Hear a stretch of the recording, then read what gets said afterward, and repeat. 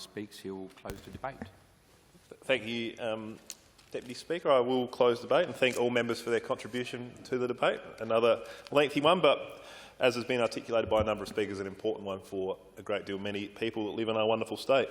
I will respectfully offer that I do intend to oppose the amendments put forward by the government, well-intentioned as they may be, Deputy Speaker, and the basis for that is with regard to the deletion of Section C. That was an attempt by me to acknowledge the wonderful work done by not only the Labor government but by the previous Liberal government. The Northern Connector, as I articulated previously, is a wonderful addition to our road network and has had a tremendous benefit for the people of the Yorke Peninsula in accessing metropolitan services in a far more quicker time. Just like the development at Port Wakefield that's currently being undertaken is having a similar impact on travel times as well. The intent behind acknowledging the good work of successive governments is perhaps also to highlight the inconsistency of government action. And it's very difficult for my constituents to understand why at Port Wakefield we would be installing an overpass to improve traffic flow and at Buckland Park putting up stoplights. Those two things are not...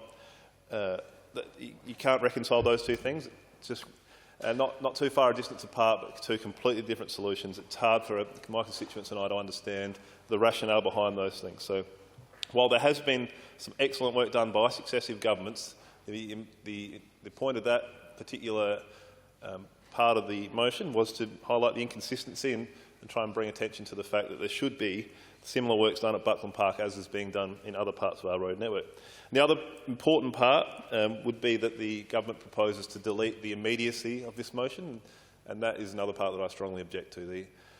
My constituents and the constituents north of Adelaide should not be forced to wait until 9,000 blocks may or may not get sold at Buckland Park to see an improvement in their road network. So we object to the inconvenience that is being placed upon us, and we would like to see that solution solved sooner rather than later, and as such hope that oppose the effort to remove the immediacy from the motion. But, Mr Deputy Speaker, if the government, or if this House I should say, does see fit to remove those parts of the motion, then hopefully the Minister, and I have been liaising with him directly, will make those improvements that I mentioned in my opening speech to the warning lights. I recall as a younger person coming to Adelaide and having lights that operated in that very fashion at Waterloo Corner. So I think, if I remember correctly, there is precedent within South Australia for those lights, and I'm hoping that we can come up with a common sense outcome, even in the event that I can't convince the majority of the benefits of immediate action, that will improve the safety at that intersection in the immediate term. So, with the greatest respect for the government, I will be opposing their amendments. I do thank all the members for having for their contribution on the motion, and wonderful to see another well-represented motion of an issue that is of significant importance to my electorate.